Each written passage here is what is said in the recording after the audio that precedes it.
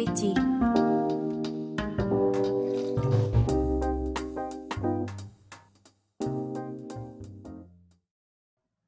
Olá a todos e a todas, bem-vindos a mais um episódio do nosso podcast A Faraway Tea. Eu sou a Teresa, estou aqui com a Susana e hoje estamos à conversa com o Farid Walizadeh.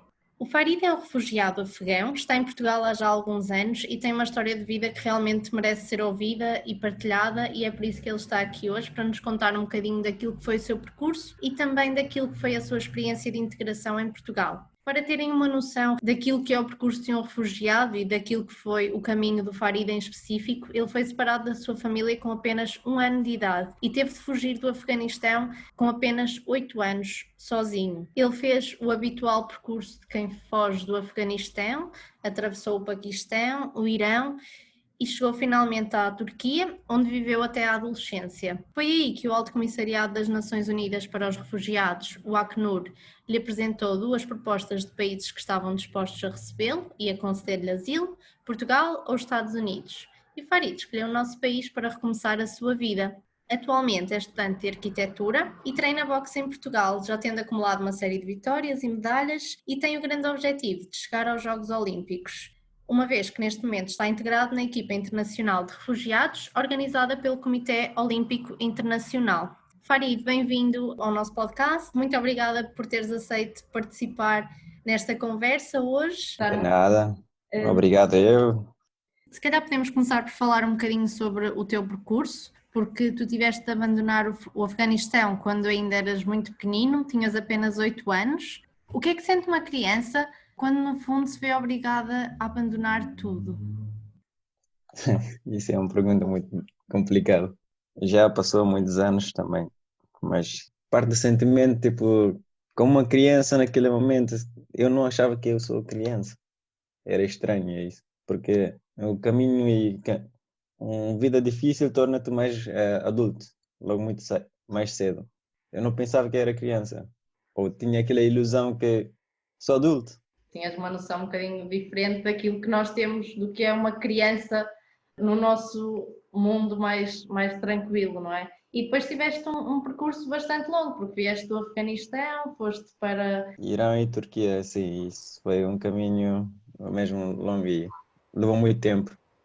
E desse percurso de milhares de quilómetros, desde o Afeganistão até à Turquia, uma grande parte do percurso tu fizeste sozinho, certo? Sim, quase, vamos dizer assim, 75%. Ok. Se damos a percentagem, é assim que conta. E quando chegaste finalmente à Turquia, o que é que aconteceu? Como é que começaste o teu percurso no boxe? Na Turquia, quando cheguei, logo fui preso. Depois de preso, isso aí fui no centro educativo, que por acaso eu não precisava de educação, mas a regra, a regra é a regra. Quando não tens ninguém para te cuidar, então tens que ir nestes lugares. Depois do centro educativo, que eu fiquei assim quase 1 ano, comecei a fazer taekwondo. Era mais para defender a mim contra as pessoas e contra bullies. Apesar de não foi fácil alguém, não era fácil para alguém pudesse me fazer bullying, porque eu já era demais chato. Mas na mesma, quando és criança, tipo, pessoas mais adultas e velhos, tipo, gostam de mandar em ti, chateiam-te, querem fazer-te bullying, eu não sei. Encontras em todos os tipos de maneiras de pessoas. Ou seja, no fundo, as artes marciais foram um bocadinho uma solução que tu encontraste para te começares a defender destes bullies. E quando é que dirias que isso passou a ser um desporto e se calhar até uma paixão? Isso, pá, paixão, o boxe não torna-se paixão porque aquilo é sempre a dor. É que todas as manhãs eu acordo da cama, estou cheio de dores, com o treino muito e cada combate que levas tanto soco, não é uma coisa que torna-se uma paixão, tipo, dizes, eu faço boxe, eu gosto disso. Eu mesmo, honestamente, como a Madalena disse, eu odeio todos os momentos de treino. Todos os minutos de treino que eu odeio, porque mesmo sofre uma pessoa. E quando eu estive na Turquia a fazer tipo taekwondo, boxe eu comecei mesmo em Portugal, mas lá fazia taekwondo e luta livre. Aí fazia só para defender e aprender, não sei, tipo os filmes de Jackie Chan e assim, que, tipo. E depois de um tempo, o meu treinador viu, tipo, pá, eu estou a ver, este rapaz está a aprender muito bem. E eu comecei a combater dentro do ginásio. com o pessoal do ginásio, como bons atletas. Eu tive como faixa branca, mas já o nível estava avançado, só que a faixa era branca. E o resto havia com faixa preta e eu ia combater e sempre ganhava. Porque tinha aquele como um passado mais difícil, tinha um amadurecimento mais, tipo, era um bocado mais violento. Portanto, tu já somas imensas conquistas, imensas medalhas. Lembras-te da tua primeira vitória ainda? Lembro que a primeira vitória quando eu fui, ganhei combate com o Keo e levei uma garrafa de água na cabeça. É que é o meio de um rapaz que mandou de longe para a minha cabeça. Mas porquê? É porque as pessoas gostam de ver os seus filhos terem vitória, mas quando perdem não gostam.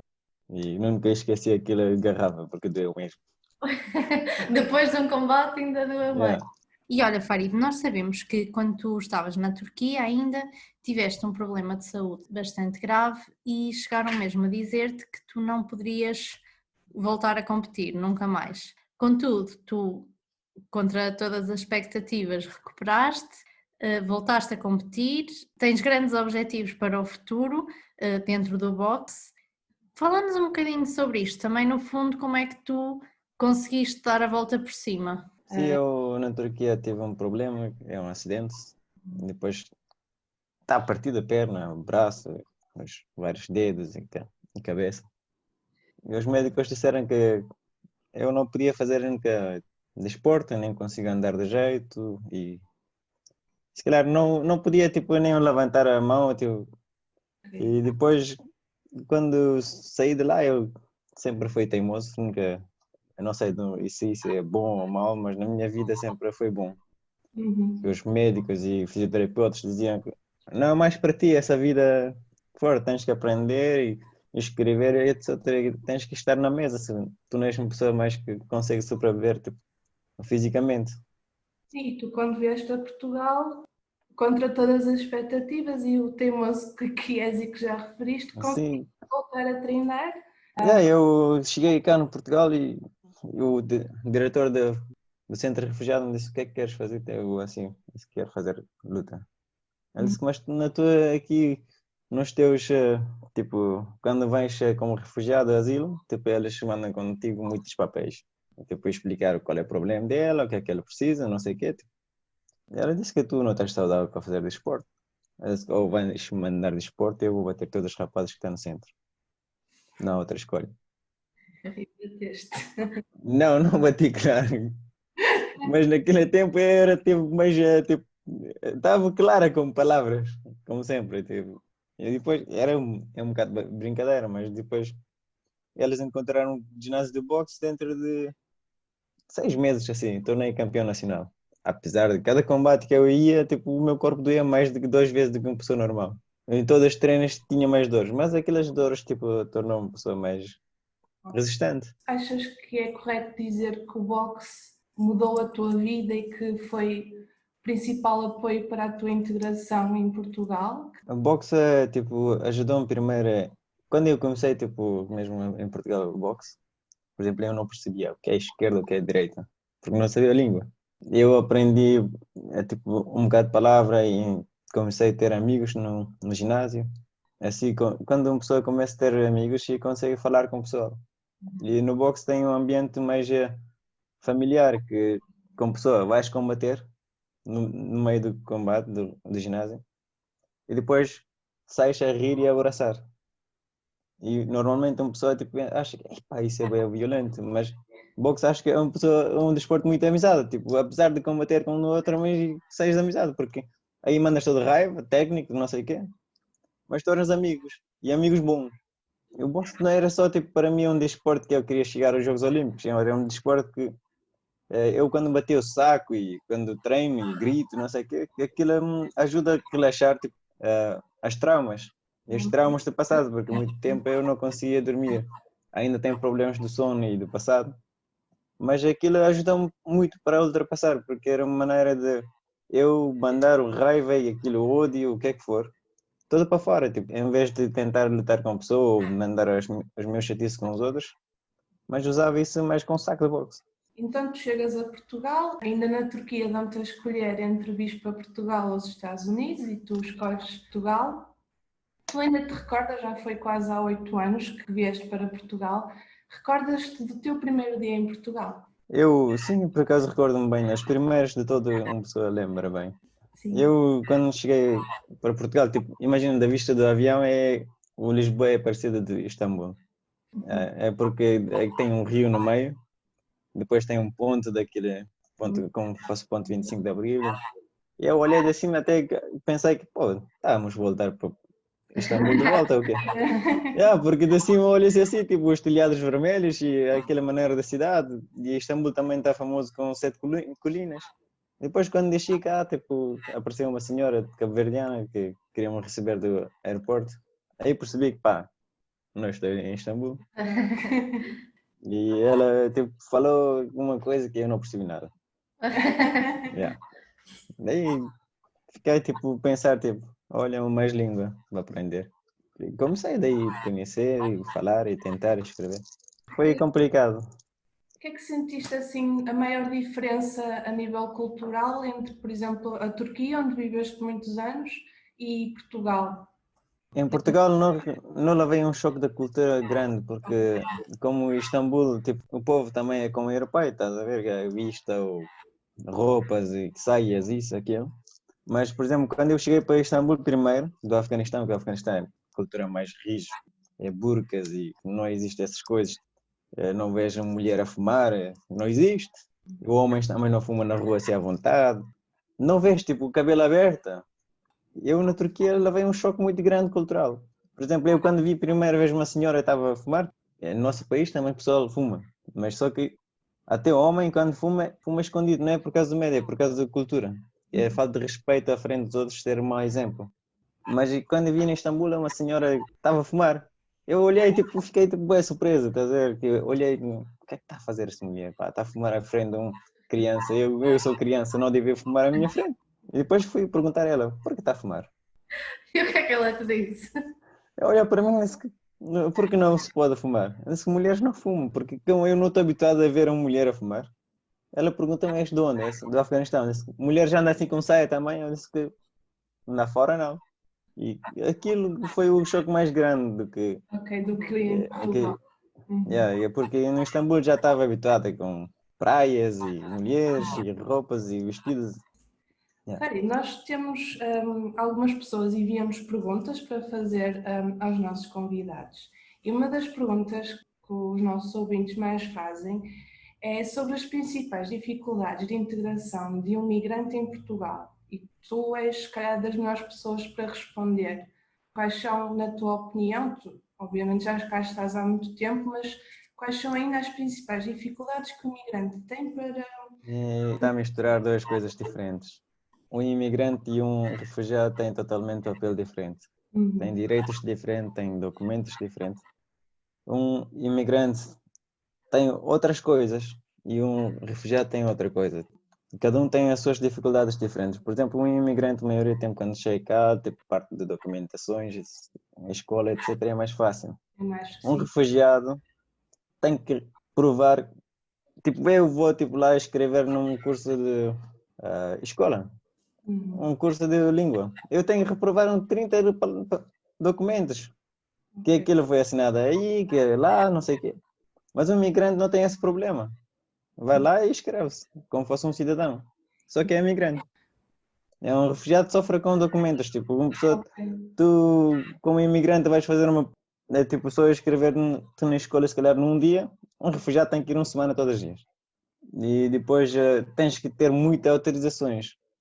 Só que dizem-nos que todo lado que os refugiados têm grandes apoios, etc. Mas é tipo, eu não via. Não existe. Para encontrar emprego e para tudo, para refugiado é mais difícil, porque imigrante vem com sua escolha, refugiado fica obrigado a vir. São grandes diferenças entre refugiado e imigrantes. Exatamente por essa diferença que tu referiste, é que também as dificuldades de integração são totalmente diferentes entre um imigrante e um refugiado. Sim, porque o imigrante, quando vem de um país para outro país, já vem preparado. Tem alguma coisa, tipo, tem conhecimento e tem, tipo, economicamente alguma coisa para conseguir agarrar, ficar com uma casa, ou comprar, ou arrendar, o que é que for. ou já têm conhecimento de como vai entrar no emprego, porque eles vêm já apesar de pesquisar, tipo, Exato. sabem o que é que fazem. Quero vir para o país. Sim, mas imagina eu agora se vou como imigrante na França, para mim foi que tipo o quê? Tipo, vou trabalhar se calhar com portugueses ou com turcos, porque já estou aqui. Pesquisei qual Exato. língua eu consigo, o que é que vou fazer. Mas um refugiado não é assim, tipo, eu não sabia como que é Portugal, o que é que fala, o que é que faz, onde é que está. Não sabia nada, a única coisa que eu sabia é que Portugal tem Cristiano Ronaldo, mas nada. E agora, como, o que é que ia acontecer comigo até era uma caixa fechada. Exato. E um refugiado não tem nenhuma informação sobre o país. E vai lá, tipo, todas as coisas é surpresa. Uhum. Uma das coisas que nós referimos num dos últimos episódios foi que realmente a integração só está completa quando os refugiados conseguem trazer a sua família. E tu conseguiste essa reunificação familiar em Portugal, apesar disto ser muitas vezes um processo extremamente difícil, demorado, e infelizmente a maioria das pessoas nunca chega a ser bem sucedida. Tu conseguiste trazer a tua mãe, os teus irmãos.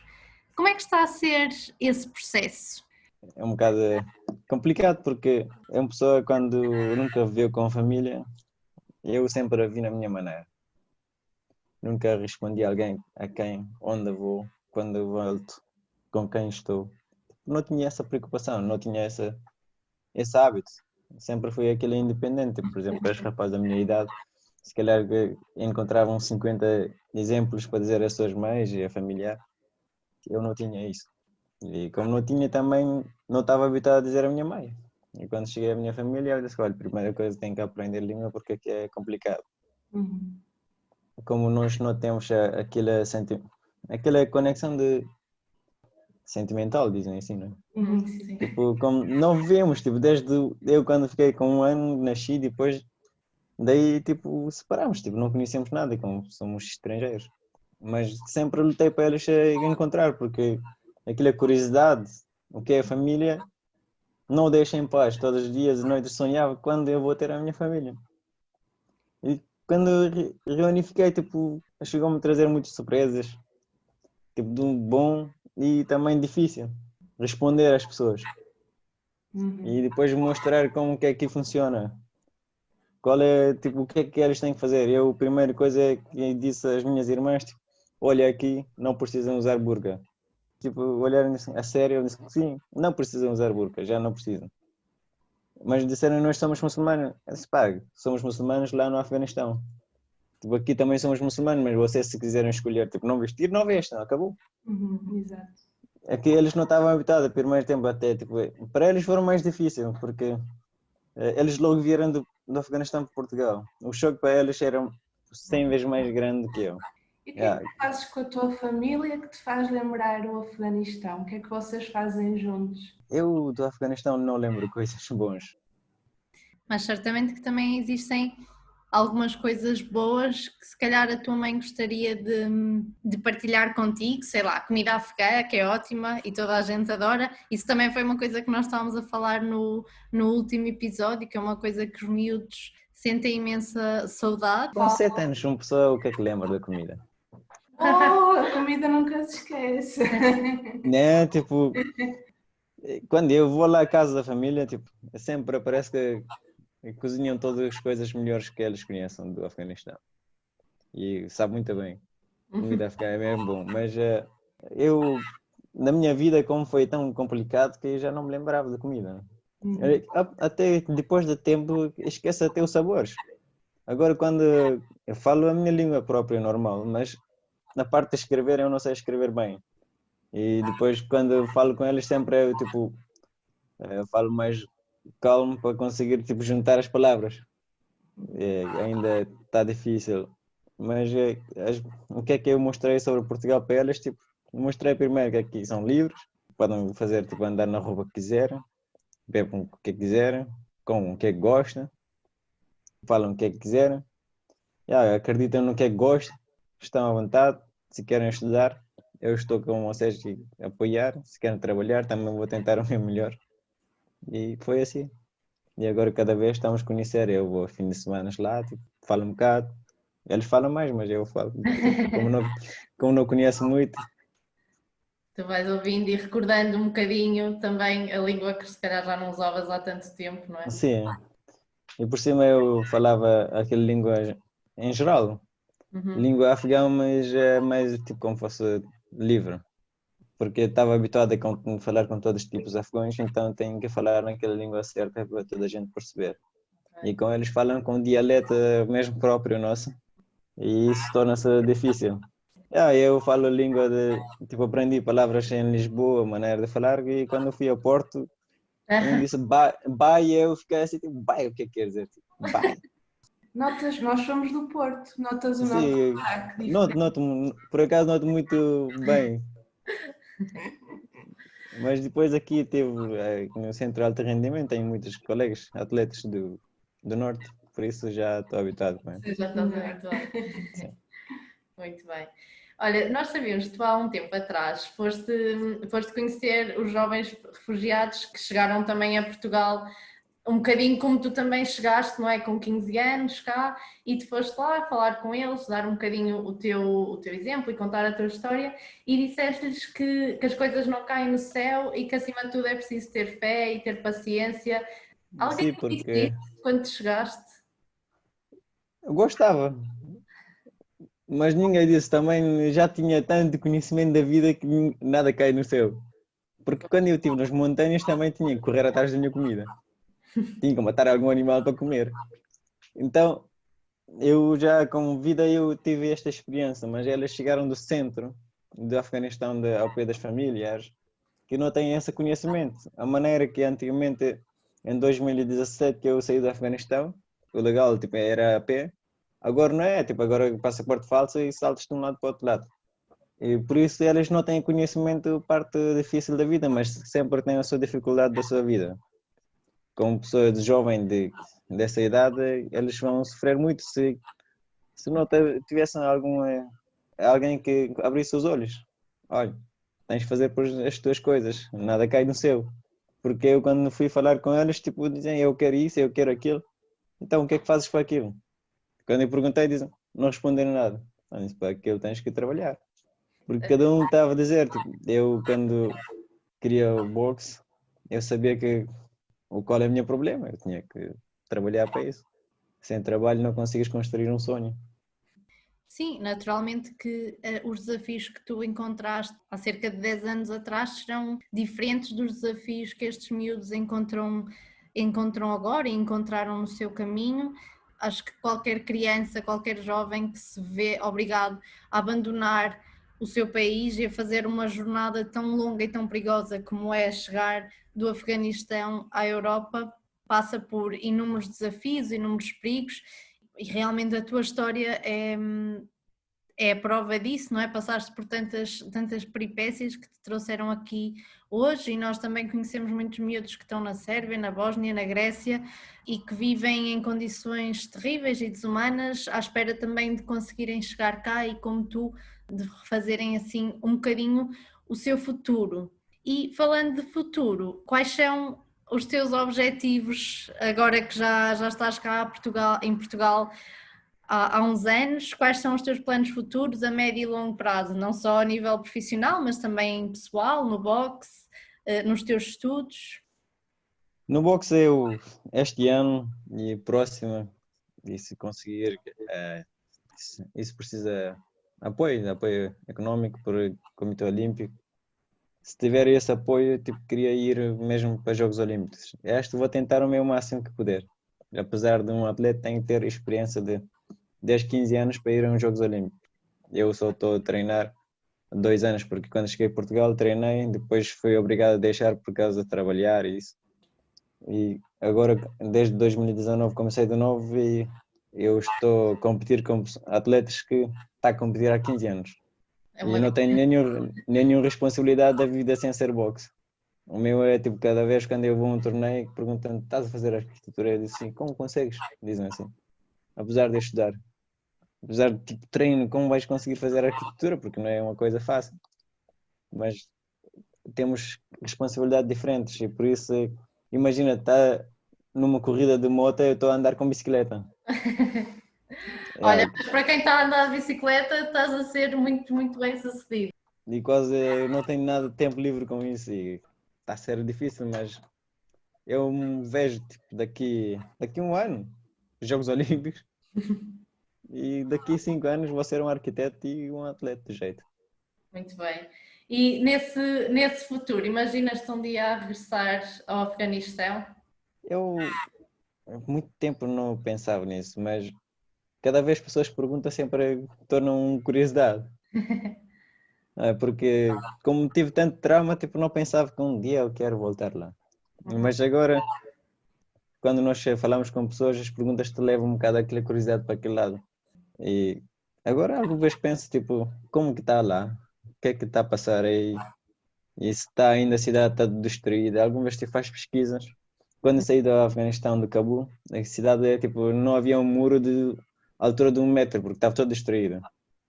Agora vejo as fotografias cheias de apartamentos e casas e tudo feito. É, parece que não é aquele Cabul que eu conheço. E aquela curiosidade bate na cabeça, tipo, quero ir ver um dia, mas agora ainda não está seguro para mim. Claro. Sim, temos agora uma última pergunta para ti, que nós costumamos perguntar a todos os convidados, que é: qual achas que é o principal preconceito que as pessoas têm relativamente aos refugiados e o que é que tu tens a dizer a essas pessoas? Epá, pessoas tipo, quando vejam um refugiado, dizem que ela está a vir cá, o governo está a ajudar, não sei o quê, tipo, está a receber dinheiro nosso. E sabes quanto dinheiro que eu recebia no centro de refugiado? Não, quanto? Tipo, só dizem qual, tipo, dizem um valor e eu digo-vos. 150. É 16 euros mensal. 16. Já. O que é que fazias com 16 euros? Nada, eu por cima eu lutei no centro e nem lhe recebi aquilo. É por isso, tipo, normalmente pessoas pensam que um refugiado recebe dinheiro português. Isso é uma grande mentira. O refugiado não recebe nenhum dinheiro. 16 euros se é dinheiro, eu vou dar, tipo, quantos meses que eu tive em Portugal, eu pago às pessoas quem está a falar isso. Eu nem recebi aqueles 2 anos, tipo, eu lutei e fiquei castigado. Eu não era uma pessoa, tipo, bem calminho.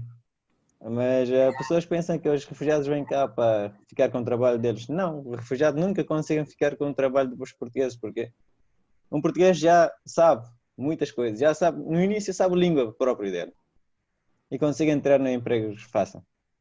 O refugiado não sabe, tem que trabalhar aí 5 anos para conseguir aprender língua. Eu estou aqui há 6 anos, ainda não estou a conseguir aprender de jeito. E aqui o português é mesmo difícil. E para encontrar trabalho, eu não consigo entrar no mesmo trabalho que um português consegue. Os trabalhos de um refugiado e imigrante que não sabe língua ou não tem algum conhecimento de jeito, tipo um refugiado grande que o homem é médico, aqui vem e trabalha em limpeza, lá é grande médico ou grande escritor. O meu irmão, por exemplo, ele era professor da faculdade lá e agora aqui trabalhava no Sonai. Isto é muito injusto, pessoas gostam de ver essa maneira. É uma maneira, tipo, é muito egoística, tipo um refugiado vai ficar com o trabalho de portugueses ou fica com um salário de portugueses, isso é toda mentira. Pá, não sei, não consigo mudar as pessoas. Tipo, antes tipo, mesmo pensava que eu quero mudar as pessoas, mas depois reparei, não, eu vou mudar a mim. Quem quer ver, exemplo, vê a mim. Eu não vou tentar mudar a ninguém. É por isso que quem quer pensar, pensa à vontade. Sim, e tu realmente com a tua história e com o teu percurso, de facto, eliminas todos aqueles que possam ser os estereótipos que as pessoas infelizmente ainda têm relativamente aos refugiados, porque superaste todos os desafios e como tu disseste, e acho que usaste uma metáfora fantástica, enquanto os outros estão a correr de motas, tu estás a ir de bicicleta e acho que no fundo, se calhar isso é uma boa metáfora também para descrever um bocadinho daquilo que é a vida de um refugiado, não é? É tentar chegar a uma tranquilidade na vida, infelizmente com muito menos recursos e muito menos apoios do que aqueles que seriam necessários. E, portanto, queremos agradecer-te imenso por teres partilhado um bocadinho da tua história. Foi ótimo falar contigo e tenho a certeza que as pessoas vão gostar de ouvir. Muito obrigada mais uma vez e espero que possamos encontrar-nos em breve. Obrigado, bom dia.